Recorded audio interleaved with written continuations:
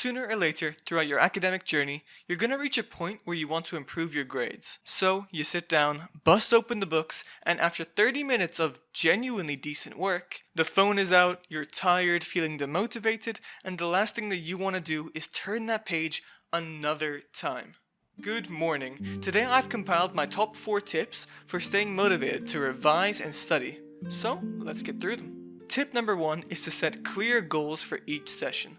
Now this can be done in 2 different ways, by either setting time set goals or achievement set goals. So let me explain. A time set goal is where you dedicate a certain amount of time to working on a specific task. So for example, you could spend 30 or 45 minutes doing practice questions on exams, or you could be spending upwards of an hour reading a book. Instead, an achievement set goal is, well, it's in the name. The goal is instead to complete a task within any time limit. So for example, I could dedicate myself to finishing an entire set of exam questions, or I could dedicate myself to reading an entire book in a single session. So which way should you tackle studying? Now I'd recommend leaning mostly towards time set goals. Both you and I, as people, will overestimate how much work we can do in the short term, but underestimate how much work we can get done in the long term.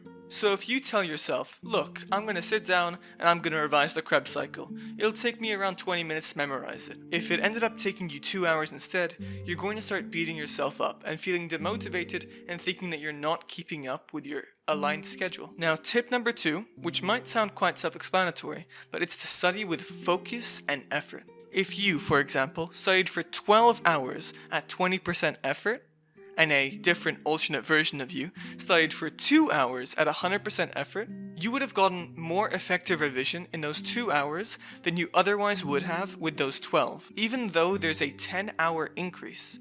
So how can that be? Our brains are wired in a way that we can only consolidate things into our memory based on if we're actually focusing. So when you're putting in effort for 12 hours straight, you're not going to be focused for that entire duration of time, which means that less of the information will actually make it into your long-term memory and you won't retain that much knowledge. So that's cool, revise for shorter periods of time and remain focused.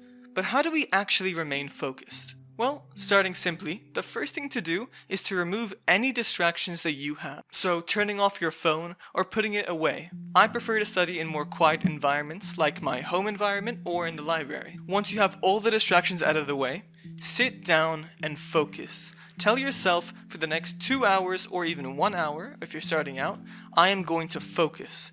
I am not going to do anything but get the work done. You'll be surprised with how much more effective you are and how much work you're actually going to get done in the same period of time. So we talked about how to form goals and actually revise, but how do we make studying more fun? I think we can all agree that scrolling through PowerPoint presentations or reading Google Slides, even just writing notes on different lectures, isn't exactly the epitome of fun. Which is why I would recommend using other studying resources just to make it more engaging.